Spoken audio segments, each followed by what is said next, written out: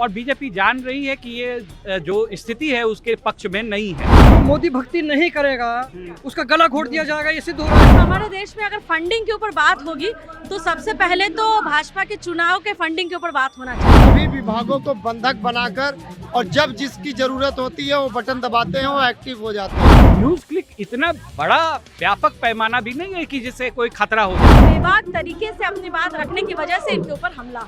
2024 में सरकार जब चेंज होगी तभी ये सारे विभाग आ जाते हैं। दो तरह की मीडिया है, एक मीडिया जो सत्ता की मीडिया है और एक मीडिया जो जनता की मीडिया है। अडानी के एरोप्लेन में घूम करके कौन चुनाव का प्रचार करे? ये जुमलेबाज सरकार को 2024 में भारत मुक्त बनाना है। नमस्कार, मैं अजीज शाक्य और आप देख रहे हैं जनहित टाइम। जिस प्रकार न्यूज़ क्लिक पर कार्रवाई हुई उसी के लिए आज जंतर मंतर पर सीपीआई धरना प्रदर्शन कर रही है पत्रकारिता को स्वतंत्र रखने के लिए, और बीजेपी के खिलाफ यहाँ पर धरना प्रदर्शन हो रहा है। बात करते हैं क्या है मुद्दे, क्या है मामले, इनसे ही जानते हैं और इनसे ही बात करते हैं। देखिए, ये प्रोपेगेंडा क्या चल रहा है, सवाल वो नहीं है। सवाल ये है कि सच्चाई क्या है।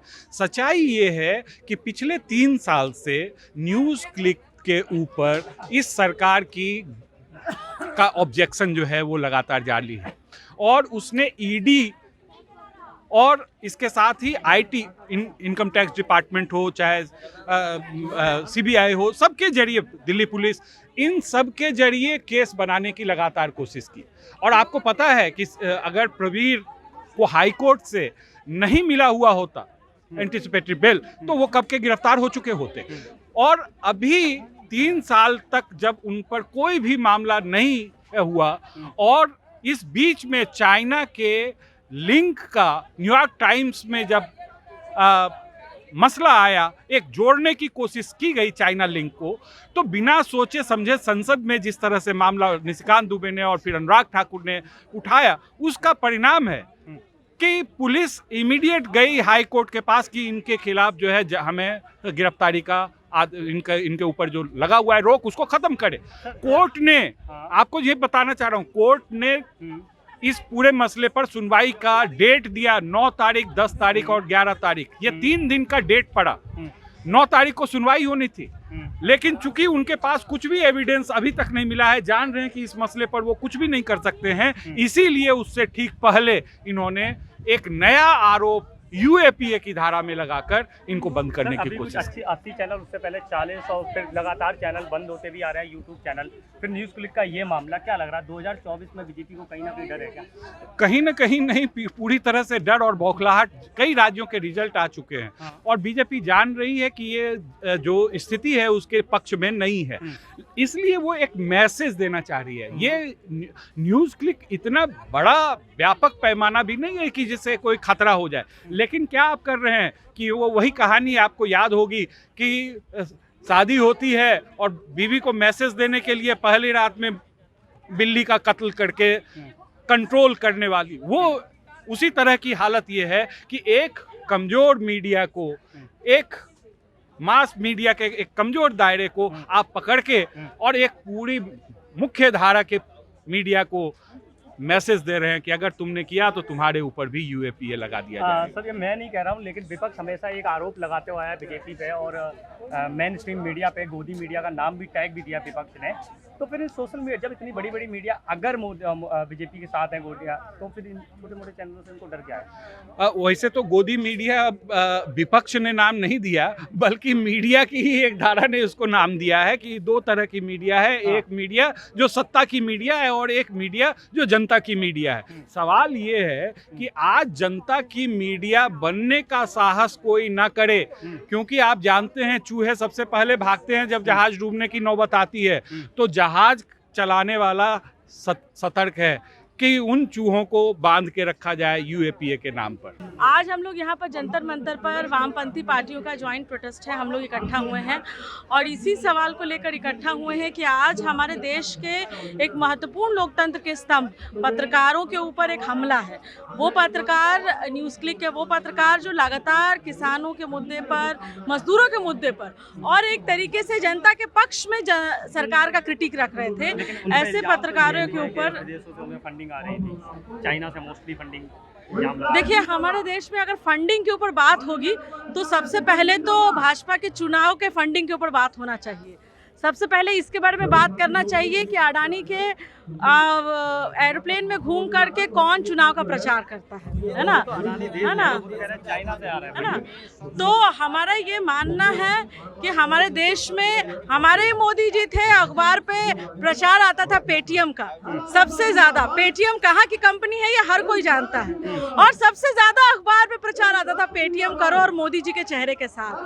तो सवाल देखिए इसका नहीं है, सवाल इस बात का है कि आज के समय में न्यूज़ क्लिक एक ऐसा न्यूज़ एजेंसी है जो कि बहुत खुले तौर पर जनता के पक्ष में सरकार की आलोचना या फिर उन मुद्दों के बारे में, जिनके मुद्दों के बारे में चाहे वो किसानों का प्रदर्शन रहा हो, पहलवानों का रहा हो, मजदूरों के मुद्दे रहे हो, लगातार स्टोरीज करता रहा है। अगर हम इन पत्रकारों की स्टोरीज को देखें तो हमको साफ साफ समझ में आता है कि बेबाक तरीके से अपनी बात रखने की वजह से इनके ऊपर हमला हो रहा है। लेकिन संविधान से तो देश चल रहा है ना, संविधान से सारे काम हो रहे हैं। अगर अरेस्टिंग भी हुई है या कानूनी कार्रवाई हो रही है संविधान के हिसाब से हो रही है ना। देखिए, सवाल ये है कि हमारे देश में यूएपीए किनके ऊपर लगाया जा रहा है ना, हमारे देश में किनके ऊपर, यही जंतर मंतर है। हम तमाम लोग लगातार प्रदर्शन कर रहे थे। इस देश की महिलाएं सिर्फ जंतर मंतर पे ही नहीं, देश भर में प्रोटेस्ट कर रही थी कि पहलवानों के ऊपर, महिला पहलवानों के ऊपर के साथ जिन्होंने सेक्सुअल हरासमेंट किया उनके ऊपर कार्रवाई हो। उनके ऊपर एक एफआईआर तक दर्ज नहीं होती, कोर्ट जाना पड़ता है। तो सवाल इस बात का है कि हमारे देश की सरकार पिक एंड चूज करके ये करती है ना। तो ये चीज़ तो हमको तय करना पड़ेगा कि भाई हमारे देश में किन लोगों के ऊपर, जो लोग अपनी आवाज़ उठा रहे हैं और सच के पक्ष में आवाज़ उठा रहे हैं, उनके ऊपर लगातार हमला चल रहा है। पत्रकार कितना स्वतंत्र है इस घटना से खुद ही जाहिर हो गया कि न्यूज़ क्लिक और उसके अतिरिक्त भी दूसरे पत्रकार जो मेन स्ट्रीम मीडिया का गला घोटने के बाद अपने दमखम पर जनता से जुड़ने का प्रयास कर रहे थे, उनका गला घोटने की पूरी साजिश इसमें इन लोगों ने रच ली। बकवास है। खुद प्रवीर प्रकाश था इसके बारे में कह चुके हैं कि हमारे फंड्स बिल्कुल ऑन रिकॉर्ड हैं और उसमें कहीं से भी कोई कोताही की गुंजाइश नहीं है। ऐसा क्यों लग रहा है कि पत्रकार स्वतंत्र नहीं रहे हैं? क्योंकि जो मोदी भक्ति नहीं करेगा उसका गला घोट दिया जाएगा, ये सिद्ध हो रहा है इससे। पत्रकारिता तो स्वतंत्र रही ना, हमेशा से रही, लेकिन इन लोगों खुद किसी टाइम पे तो बीजेपी भी स्वतंत्र पत्रकारिता के पक्ष में खड़ी होती थी। आज भारतीय जनता पार्टी से जुड़े लोग भी अपना गला घोट के बैठे हैं। आज बीजेपी नहीं, मोदी सरकार चल रही है और सही मायने में आरएसएस और मोदी का जो गठजोड़ है वो पूरी तरह से नग्न हो चुका है और जनता इसका जवाब देने जा रही है। गोदी मीडिया इसलिए कहा जा रहा है इनको क्योंकि वो जो भी सरकार जो बोल रही है, चाहे वो गलत है, चाहे देश के खिलाफ है, चाहे वो आम जनता के विरोध में है, उसको सिर्फ एक प्रायोजित तरीके से महिमा मंडित करके सरकार का ही कार्यक्रम कर रही है, सरकार का ही न्यूज़ दिखा रही है, सरकार की खबर सुना रही है। इसलिए वो गोदी मीडिया, गोदी पत्रकारिता है। लेकिन न्यूज़ क्लिक पर तो ये आरोप लग रहा है कि किसान आंदोलन में आपस में सरकार के खिलाफ और अदर कंट्रियों से फंडिंग लेके काम किया जा रहा है। देखो, अदर देश से फंडिंग का सबसे बड़ा सवाल पार्लियामेंट में उठा है अडानी के खिलाफ कि चाइना के थ्रू उसके पास पैसा पहुंचा है, जिसकी आज तक कोई जांच नहीं की गई। स्पष्ट है, उसका प्रमाण है, जबकि पार्लियामेंट में दिया गया विपक्षी लोग नेताओं ने, उसकी जांच नहीं की गई। ये एक झूठा आरोप है जो न्यूज़ क्लिप पे लगाया गया है।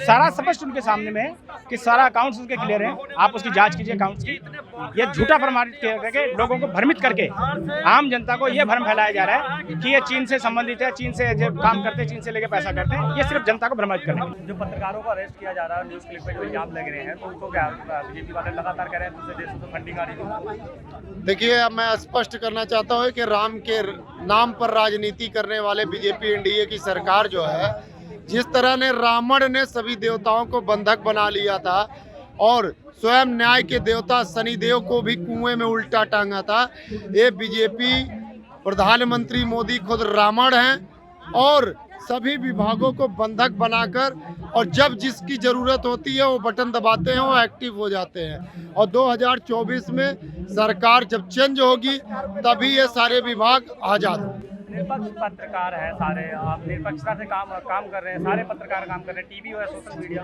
मैं तो स्पष्ट आपको बता दिया ना कि राम पे राजनीति करते हैं, तो रामायण अगर पढ़े लिखे होंगे या रामायण के बारे में कुछ जानते होंगे तो उनको पता चल जाएगा कि मैं क्या कहना चाहता हूँ, क्या संदेश है मेरा। तो बीजेपी एनडीए की नीति और उनकी मंशा स्पष्ट हो चुकी है और 2024 में देश की जनता इन्हें वापस इनको भेजने के लिए पूरी तैयार खड़ी है। आप किधर भी कैमरा उठाएंगे हर तरफ एक ही नारा है, एक ही मांग है, ये जुमलेबाज सरकार को 2024 में भारत मुक्त बनाना है। यहाँ के लोगों का हमने बात करी, सीपीआई के लोगों से बात करी और उनसे उनके मुद्दे और उनके जाना कि क्या है, तो उनका साफ कहना है कि आज सब के टाइम पे जो न्यूज़ क्लिक पर इल्ज़ाम लगाए जा रहे हैं वो बेबुनियाद हैं। सरकार तानाशाही कर रही है, जो भी सोशल मीडिया सरकार के खिलाफ या सच्चाई को दिखाती है उस पर सरकार पाबंदियाँ लगा रही है। मैं अजीत शाह, आप देख रहे हैं जनहित टाइम्स। धन्यवाद।